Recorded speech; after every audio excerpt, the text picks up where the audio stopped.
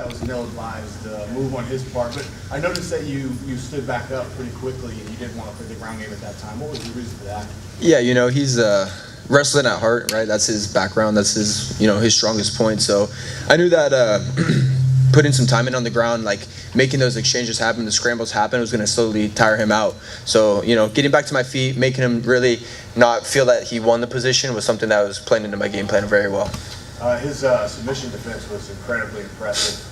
Absolutely. What was it like from your perspective in there? I mean, did you get frustrated? Obviously, you kept your cool and stuck it out and got it at the last, 20 seconds. But what was going through your mind at the time? Like, is this guy just indestructible? Yeah, he was strong. It was frustrating. He was good at, keeping his chin down and defending the rear naked choke very well. So,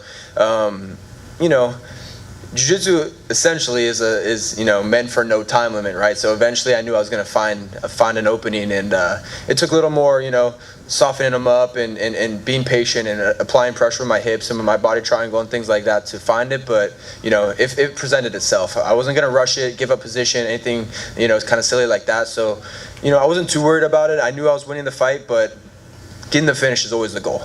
Congrats on the win. Thank you. Good fight. Thank you. Hey, Adam, there was a couple times where you had like a hard neck crank.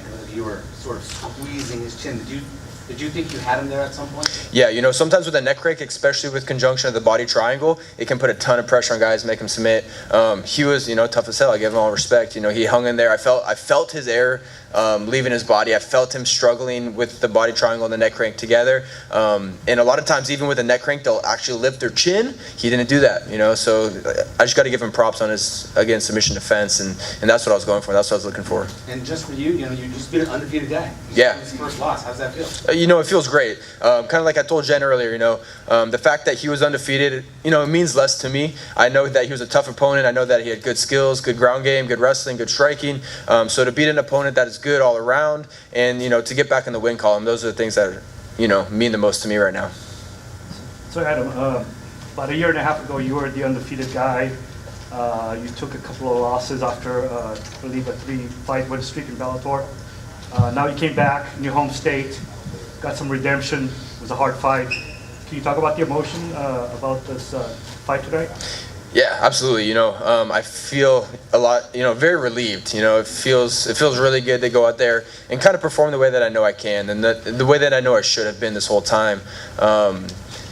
Dealing with losses in 2017, it was very hard on me emotionally. So to be able to come back and make some changes in camp, like really pulling in Josh Thompson into my camp and a couple of the other guys at AKA and CSA and all these other guys, like just pulling in a little bit more extra, working on my mental with Raul and Toby and all these guys, like to be able to turn it around and to go out there and feel comfortable, to feel confident, to feel like I know exactly what's happening, and I feel that fighting a guy like Dave Rickles, even though it was a bad performance, I gained a whole bunch of experience from that. Getting this victory was absolutely emotional. I'm just very happy, very relieved, very glad that I was able to show my true skill. Is there one specific thing, Adam, that you would point to as the big difference from the two losses to now getting back to the win column? I would say, preparation in general, but that's kind of broad, right? So like mental preparation is really, really important. I think, to be honest with you too, is just gaining that experience. You never want to take an L, and I was always the guy that tried to learn the best I could from my wins, but the losses that I did take, especially with the Rickles fight, because it was a full 50-minute fight, it really kind of opened my eyes and allowed me to adapt within the fights. A big thing I've been talking with a lot of media this week, adapting within the fights and seeing what's going on and not just going out there and being kind of, starstruck by the lights and stuff. So it's hard to pinpoint it, but experience is everything.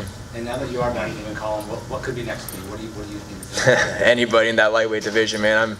I'm so ready to go. I feel confident. I feel hungry. I got a great team around me. So, whoever they put in front of me, I'm going to knock them down. One alibi. You got he cracked you with a couple good overhand rights there towards the beginning. How Sure. bad did those hurt? I mean, your face looks great. It doesn't even look like you got It does, doesn't it? No, he touched me, and he touched me. That was one major thing, studying his tape and stuff, was don't get hit by that right. And he did touch me, and it's something that I'm gonna have to go back and work on. But it's not that I was rocked, I felt it. It was a good shot, but that's what happens. We're fighting in the cage here, so. feel great. Thanks, man. All good? Cool. Thank you, guys. Thanks, Adam.